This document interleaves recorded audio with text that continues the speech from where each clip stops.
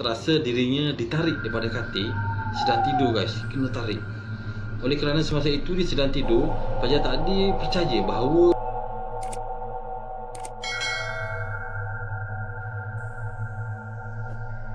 Assalamualaikum warahmatullahi wabarakatuh. Salam sejahtera, selamat kembali ke Isi Aku Channel. Jangan lupa subscribe, like, share dan komen. Okay, hari ini aku akan cerita kisah seram yang membuat anda meremang. Selamat menonton dan anda enjoy video kali ini. Okay, hari ini aku akan kongsi kisah seram duit shilling yang berpuaka. Okay, pernah tak korang dengar sebuah duit shilling 10 sen yang dikatakan berpuaka? Sesiapa yang memilikinya akan mengalami gangguan dan kadang-kala mau hingga meninggal dunia. Kisahnya bermula dengan seorang mahasiswi. Dia ni tidak tahu di mana dia dapat duit itu atau sedar duit itu berpuaka. Okay, pelajar baru ini baru masuk daripada kampus letih. Dia masuk ke dalam biliknya tanpa makan malam pada waktu malam itulah. Okey, pelajar ini lubungi dirinya dengan selimut. Tepat pukul 12 malam, selimut dia ni ditarik. Padahal awalnya dia tidak rasa apa-apa. Selepas berlaku 2-3 kali, akhirnya pelajar ni tersedar daripada tidurnya. Dan pada masa yang sama juga, perutnya berasa lapar. Dia terus pergi ke dapur untuk mencari sesuatu untuk mengisi perutnya yang lapar tadi. Bila pelajar sedang selongkar di dapur, dia terdengar bunyi ketukan dinding. Berasa tidak sedar hati, pelajar tadi bergegas mula ke biliknya dan paksa dirinya untuk tidur sebab dia dah berasa takut dengan keadaan yang dia mengalami tadi. Pelajar tadi diganggu berlaku selama 5 hari berturut-turut. Ada satu malam ni pelajar terasa dirinya ditarik daripada katil. Sedang tidur guys, kena tarik. Oleh kerana semasa itu dia sedang tidur, pelajar tadi percaya bahawa ia hanya mimpi buruk yang membawanya ke dunia yang nyata. Keenam, pelajar tadi menggunakan duit 10 sen itu membeli burger dari seorang lelaki di depan 7-Eleven berdekatan dengan rumahnya. Ada yang menjual burger ni di situ dah lama, agak lebih kurang dalam 3 tahun. Okay, seorang graduan yang tidak upaya mendapatkan kerja. Selepas berbulan-bulan mencari kerja, dia akhirnya membuat keputusan untuk berniaga burger. Okay, pada hari dia menjadi penghantar makanan bandar, sekurangnya adalah duit untuk dia menyara hidupnya lah. Ini bukan nak cerita pasal burger ni, tapi pasal pelajar tadi. Okay, penjual burger tadi membawa balik keuntungannya pada malam itu. Okay, seperti pelajar tadi, dia tidak sedar salah satu duit yang diperoleh daripada pelajar adalah puaka. Itu semasa dia sedang menutup diri, dia terdengar satu jeritan yang amat menyeramkan. Dia melihat kelilingnya. Tiba-tiba gambar frame di rumahnya jatuh tanpa disentuh. Siapa yang membuatkan dia jatuh? Meja terpelanting seperti orang yang membalingkannya. Tak tahu apa terjadi, si penjual burger tadi kaku. Buat beberapa seketika selepas sedakan dirinya, penjual burger tadi berlari cuba kejutkan kawannya. Sebaik sahaja pintu dibuka, penjual burger tadi ternampak lembaga hitam sedang memerhatinya dari tepi tandas rumahnya. Dan penjual burger tersebut terus pingsan di tempat tersebut. Keesokan harinya dia dikejutkan oleh kawannya memberitahu apa terjadi. Okey, yang penjual burger tadi tidak percaya dan dia rehat seketika. Okey, member si penjual burger tadi ni membeli nasi lemak untuk diorang sarapan lah. Tapi member dia ni tidak membeli menggunakan duit 10 sen tadi.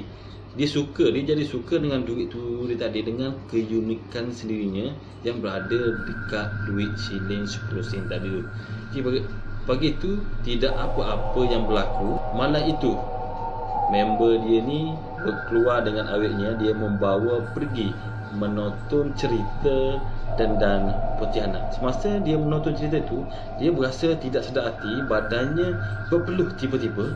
Padahal dewan tu aircon dan dalam keadaan itu amatlah sejuk. Dia nampak sesuatu laju lalu di tepinya. Matanya berkeliaran memandang ke kiri dan ke kanan. Awetnya tanya, jika dia okey. Member penjual burger ini hanya angguk saja yang menandakan dia ni okey. Tiba-tiba dia terasa sesuatu sentuhnya di kaki. Terus dia melompat sambil menjerit. Satu dewan tengok dia dan sambil gelakkan dia. Kisah seram menjadi cerita lucu. Okey. Kemudiannya, hanya kepada awetnya, dia nampak lembaga putih tak lalu di dalam pawagam tersebut.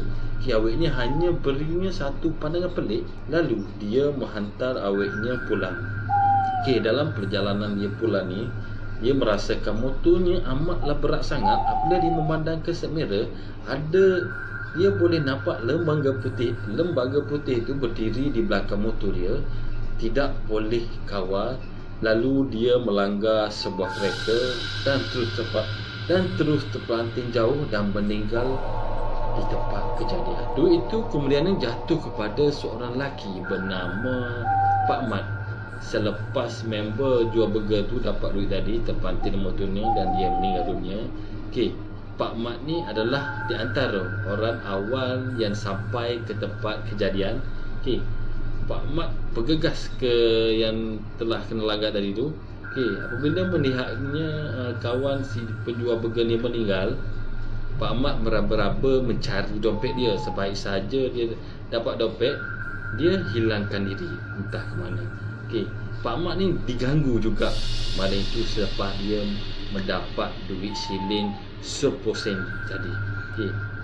Dia ni, Pak Mat ni sudah berkeluarga. Di dalam dompet tersebut ada RM RM132.70. Dia simpan duit termasuk 10 sen jam puaka tu. Pak Mat seperti tidak apa-apa berlaku. Dia membawa balik KFC untuk keluarganya. Malam itu selepas dia tidurkan anaknya, Pak Mat tadi buka TV. Dia mengunyah KFC sambil menonton cerita di dalam TV tersebut. Tiba-tiba dia terdengar suara budak menangis. Mat terus berlari ke bilik anaknya, tapi anaknya sedang tidur lena. Dan siapakah yang menangis? Tak lama kemudian dia dengar sesuatu bunyi hentakan yang kuat. Dia tertanya-tanya, mana datang bunyi ini? Dia berjalan perlahan ke ruang tamu. Sofa di ruang tamunya diterbalikkan. Tiba-tiba TV-nya terpelanting jatuh, sambung dengan suara-suara mengilai. Isterinya terjaga daripada tidur. Dia melihat rumahnya sudah tunggang terbalik macam tongkang pecah. Pak Mat tadi beritahu rumahnya berhantu. Pada mulanya isteri tidak percaya. Tiba-tiba frame gambar di rumah mereka jatuh dari dinding. Mereka ambil anak mereka menginap di rumah Pak Mat tersebut. Keesokan harinya, Pak Mat berjumpa dengan seorang ustaz di sebuah kedai mamak. Dia ingin memberitahu ustaz untuk halau hantu di rumahnya. Ustaz itu bersetuju. Sebelum mereka bertolak ke rumahnya, Pak Mat memasukkan duit 10 sen puaka tu ke dalam tabung derma. Adakah anda mereman? Adakah anda takut? Peringat sebelum terkena. Itu saja video aku kali ini. Sampai ketemu ke next video. Assalamualaikum.